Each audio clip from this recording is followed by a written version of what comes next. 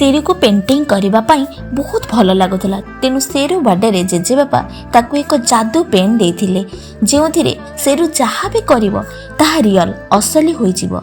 शेरू से पेन पाई बहुत खुशी हो गला एवं शेरू ताकू भल काम उपयोग कला। शेरू बहुत सारा गरीब लोकों को से पेन साहाय्य बहुत हेल्प कला। किंतु गोटे दिन शेरूर बदमाश सांग लंगूर यही सब देखीदेला एवं शेरू शोइथिबा समय से शेरू रूम रे पसी शेरू आलमारी से जादू पेन चोरी करी नहीं जाइथिला एवं मन इच्छा जिनिस बाहर करी लोकों को हैरान कला।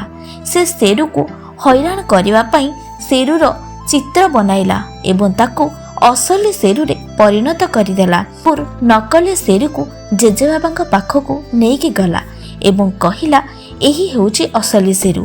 जेजेबाबा असली शेरू को मारिबा पई छुरी धरी तड़िले किंतु एही समय रे वर्षा हैला एवं नकली शेरू कुआड़े उभाई गला। जेजेबाबा लंगूर चालाक बुझिले एवं शेरू को बहुत सारा गिफ्ट एवं भल पाइबा दे घर को नेले।